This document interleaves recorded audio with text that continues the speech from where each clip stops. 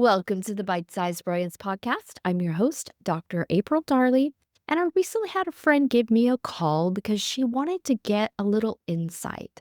She thought she had ADHD because she was experiencing some of the classic symptoms that you hear about: brain fog, just losing her concentration, forgetting her tasks, a little bit of issues with memory. And she wanted to get my perspective on it as both a retired physician and a neuroscience and resilience coach. All great coaches and doctors are brilliant investigators because they ask deep, insightful questions to gather information, to get more of a complete picture. And because we're objective, we can see patterns that other people might miss. When I asked my friend about her childhood, these different points in her life, what came out is these symptoms were relatively newish. She didn't have them in childhood. And most doctors can tell you when clients come in or patients come in, they have a tendency to self-diagnose. Sometimes their diagnosis is spot on because you do know you know what you're experiencing in a subjective way. But a lot of times it wasn't spot on because there are so many other diagnoses. But what tends to happen is the brain loves a good label. I did a podcast episode on this. It's episode 61 if you want to take a listen on that. And you can love them or hate them, but labels help our brain remember things. They help us learn new concepts because they give us a framework to build on top of. For example, if you're trying to teach your toddler to speak and you introduce them to a grape, you would say, "This is a grape. It's a fruit." So they have to learn both the word fruit and grape. They have to learn what that means as a concept. But the more fruits you introduce, this is an orange, it's a fruit. This is an apple, it's a fruit. They now learn faster because their brain has created a pattern of what fruits are. So they've created a concept of fruit. And now everything you pile into that label as fruit, they learn it faster. So your brain just loves a good label. It helps us with a sense of personal identity. It helps us learn and remember things, and it gives us a sense of context. And we want to be careful with the dark side of labels because sometimes we apply a label to ourselves that is doing more harm than good. So if you were to apply the label of "I'm inattentive, I don't have a lot of focus," or "I have ADHD," and these things haven't been actually diagnosed by a medical professional, your brain doesn't know the difference. You're programming the neurons, you're programming the network to act as if. And so the brain is like a golden retriever who really does want to please you. And when you tell it certain labels over and over and over, you're basically saying, "Go fetch more of this." So then you start noticing maybe you do have more brain fog, you have more inattentiveness, you have more issues with memory because you've trained your subconscious more of this please.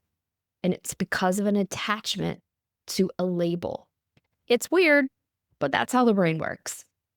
Now, in the case of my friend, it wasn't ADHD because the symptoms were too new, but there were other things that could be. And think about something that's going on in your life right now. What labels are you attaching to?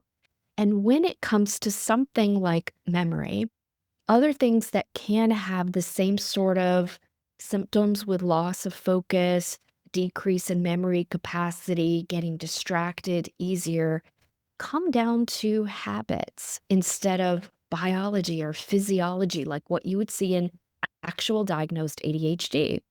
Some of the big things I'm going to talk to you about is your digital consumption. I just came across reference of a study that said short form video content is one of the worst things you can do for brain health because consuming these reels, I'm just gonna go ahead and say it.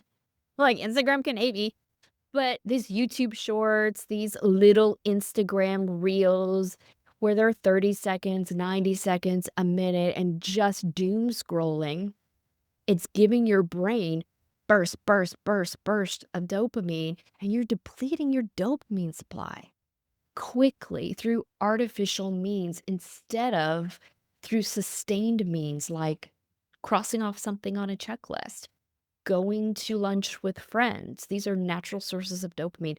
Taking a walk in nature can give you a hit of dopamine.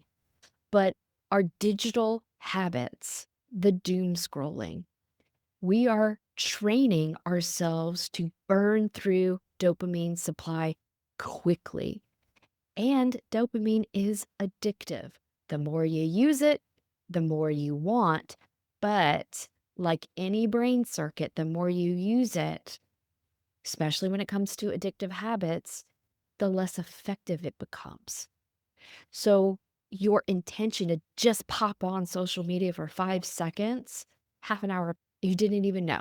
Like casinos hijack this because they know the flashing lights, the free drinks, the sounds, these are all quick bursts of dopamine that your brain is going, gimme, gimme, gimme more and more and more.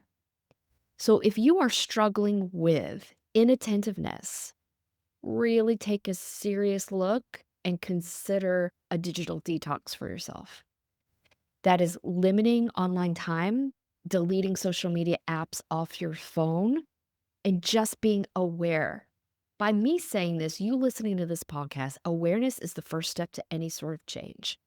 You may not have been aware that your spaciness or inattentiveness could be due to something like this because the system is a little bit rigged against you. Social media was designed by some very clever people who already knew about the brain's addictive tendencies. They knew about neurotransmitters like dopamine, and they knew what it took to get you hooked on the enjoyment of it. Right or wrong, we bought in. We bought into that because we're creatures who are designed to move away from pain and toward pleasure. I get it. Our biology, our physiology got hijacked for a hot second there. But you are ultimately in control, even of that. You just have to choose a different action when you are exposed to a trigger. In this case, the trigger might be, ooh, I'm bored. I think I'll get on social for 5 minutes. That's a trigger, the boredom.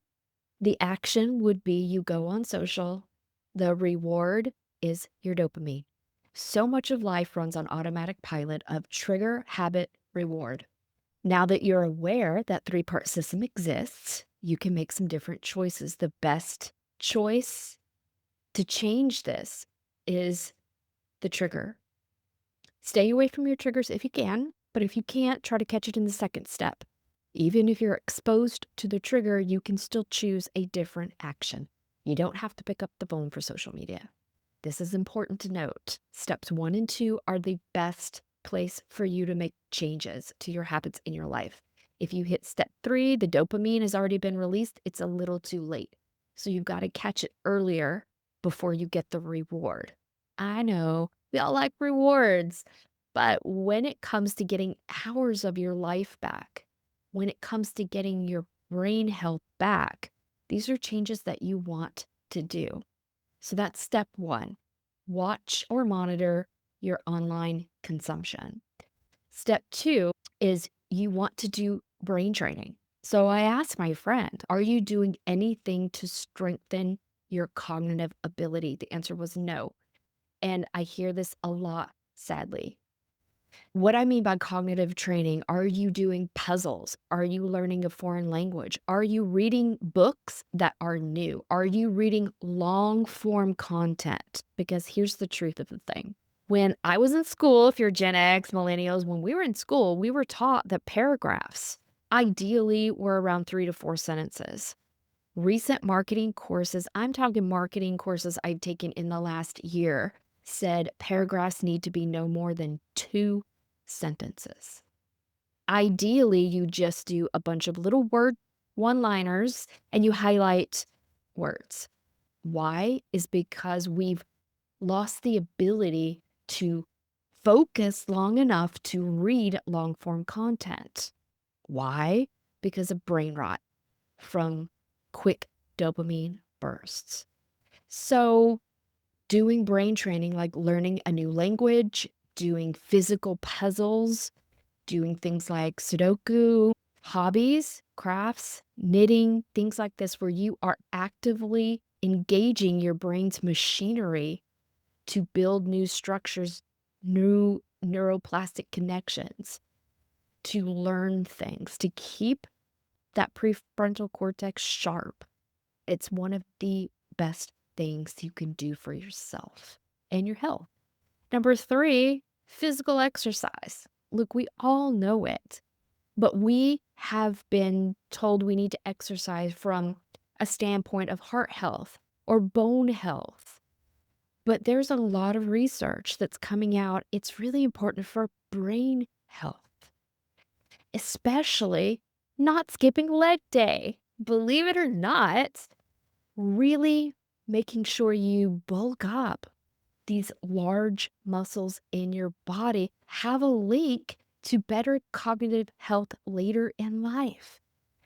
Muscle strength, and for ladies that are going through menopause, your muscle strength is going to be your BFF for cutting down that brain fog, that inattentiveness. So exercise is no longer just being pushed toward something we need to do for heart health, but it's for brain health too. All right. And number 4, you want to make sure that you are taking care of your stress response. Because if you are not learning the tools you need for true resilience, burnout is one of the major causes of brain fog, inattentiveness, distraction. It looks a lot like ADHD, but it's actually burnout and your nervous system has become dysregulated. There are a lot of things that you can do with that. And in my course, The Bespoke Brain System, I actually go through natural, quick, easy ways to reset your nervous system. And I have a group course coming up that I would love for you to be a part of. I'm going to drop the link in the show notes. But if you jump on that waiting list, I'm going to be doing a founder's launch. And you, as a founder, are going to get some very exclusive perks on a course I have coming up called the Neuroscience of Stress. In that group coaching course, you're going to learn how the brain views stress, how to work with stress. And yes, stress can be positive. For example, exercise is a stressor. Your thoughts are stressors. So you're going to learn to work with both internal and external stressors. There is an entire module on brain food. What does your brain actually need in terms of vitamins, minerals, macronutrients, supplements, and activities to be at its best state? You're also going to learn about your brain's chemistry.